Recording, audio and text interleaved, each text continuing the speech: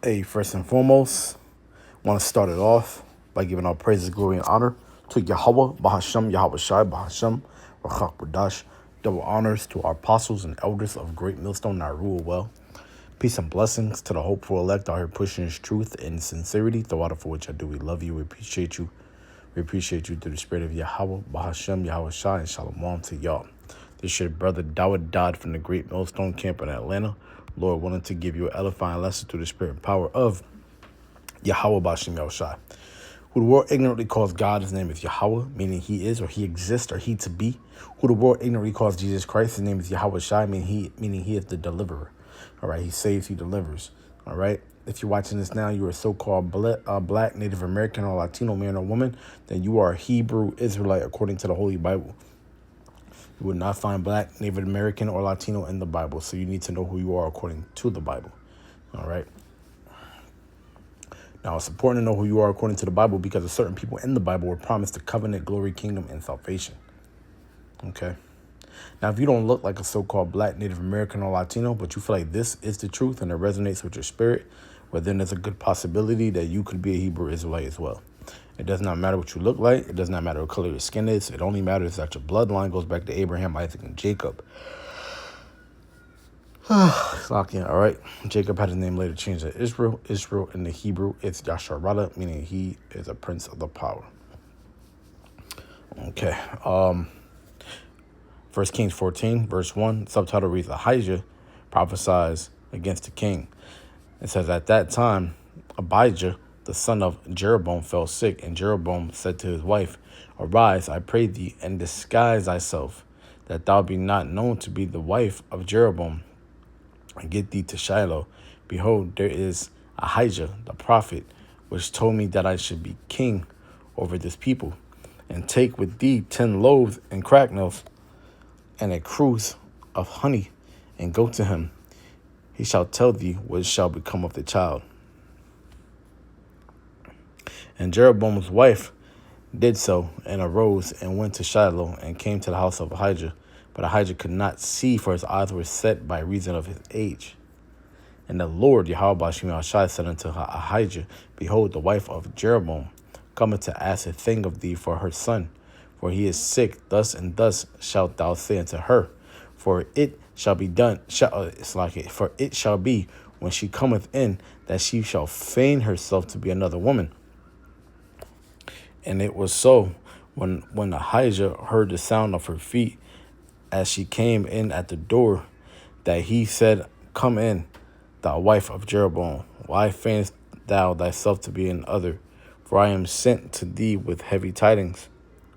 Go tell Jeroboam, thus saith the Lord, power of Israel, for as much as I exalted thee from among the people, and made thee prince over my people Israel, and rent the kingdom away from the house of David, and gave it to thee, and yet thou hast not been as my servant David, who kept my commandments, and who followed me with all his heart, to do that only which was right in mine eyes, but hast done evil above all that were before thee. For thou hast gone and made thee other gods and molten images to provoke me to anger, and hast cast me behind thy back. Therefore, behold, I will bring evil upon the house of Jeroboam, and will cut off from Jeroboam him that pisses against the wall, and him that is shut up and left in Israel, and will take away the remnant of the house of Jeroboam, as a man taketh away dung till it be gone, till it be all gone. Him that dieth of Jeroboam in the city shall the dogs eat, and him that dieth in the field shall the fowls of the air eat, for the Lord has spoken it. God, goodness. It says, arise thou therefore, get thee to thine own house, and when thy feet enter into the city, that the child shall die, and all Israel shall mourn for him and bury him, for he only of Jeroboam shall come to the grave, because in him there is found some good thing toward the Lord, Yahweh Bashim Yahushai, power of Israel, and the house of Jeroboam. Moreover, the Lord Yahweh Bashim Yahushai shall rise him up a king over Israel, who shall cut off the house of Jeroboam that day. But what, even now? It says, for the Lord Yahweh Shemashai shall smite Israel as a reed is shaken in the water, and he shall root up Israel out of this good land which he gave to their fathers, and shall scatter them beyond the river, because they have made their gloves provoking the Lord to anger, their groves provoking the Lord to anger. And he shall give Israel up because of the sins of Jeroboam, who did sin, and who made Israel to sin, and Jeroboam's wife. And the scripture said that the gates thereof languish, man, right? Jeremiah prophesied, and he said, he said the gates thereof languish. Why? Because the leaders, that's these leaders, man. They're wicked kings, right? They're wicked as all hell, man. They lead lead the flock astray. You see, it says, and Jeroboam's wife arose. That's these other camp leaders, these other groups, IUIC, ISUPK, the old Sakari, because they're gone now because their wickedness has reached the heavens, man. And the Lord dispersed to that, man. And damn, he did a wonderful job in that one, because man, it's gonna be even more, some coming even worse than that. But he put the whole damn leadership on the chopping block, man. You see that? You see that? Come to find out, the leader is a Mo, H to the O, Mo. Come on, man. That's a terrible defeat. It says, and Jeroboam's wife arose and departed and came to Tirzah.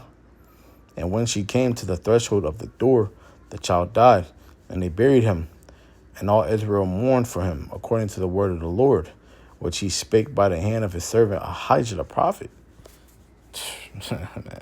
Hey, the prophets, man, they were seers for real, man. Even though that man was, couldn't really see much, he still was a seer, man.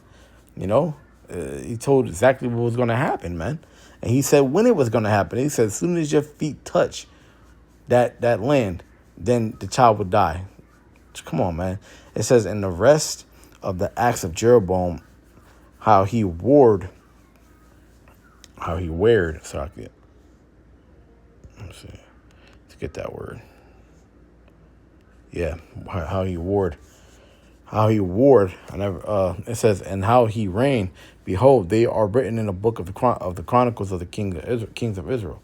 And the days which Jeroboam reigned were 22 years, and he slept with his fathers, and Nadab his son reigned in his stead. It says Rehoboam misleads Judah. And Rehoboam the son of Solomon reigned in Judah. Rehoboam was 41 years old when he began to reign, and he reigned 17 years in Jerusalem, the city which the Lord did choose out of all the tribes of Israel to put his name there. And his mother's name was Naamah, and Ammonitis. And Judah did evil in the sight of the Lord, and they provoked him to jealousy with their sins which they had committed above all that their fathers have done. Yeah, so they're going. It's just worse king after worse, man. Every king is worse after the last one. More, they're doing even more evil than the last one before them. It says, for they also built them high places and images and groves on every high hill and under every green tree. And there were also Sodomites in the land, and they did according to all the abominations of the nations which the Lord cast out before the children of Israel. And it came to pass in the 5th year of King Rehoboam that Shishak, king of Egypt, came up against Jerusalem, and he took away the treasures of the house of the Lord, and the treasures of the king's house he even took away all, and he took away all the shields of gold which Solomon had made. So this man actually went into our temple and rent the temple, man. They call it sacking the temple. You don't touch religious artifacts, man. Leave that stuff alone. That's the Lord's. That stuff is sacrificed to the Lord, man. It says, and you get cursed for that shit, because you remember the story of the Philistines. They got golden emeralds, right?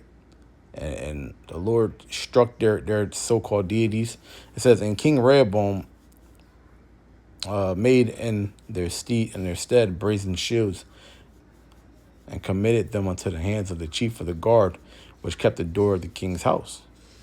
And it was so, when the king went into the house of the Lord, that the guard buried them and brought them back into the guard chamber.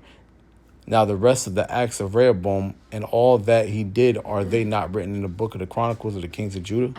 And there was war between Rehoboam and Jeroboam all their days. And Rehoboam slept with his fathers and was buried with his fathers in the city of David.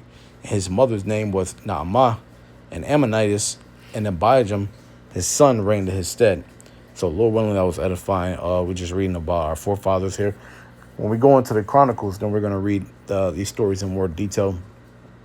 So Lord willing, we end it off by giving all praises, glory, and honor to Yahweh Bashem Yahshai, the one star apostles.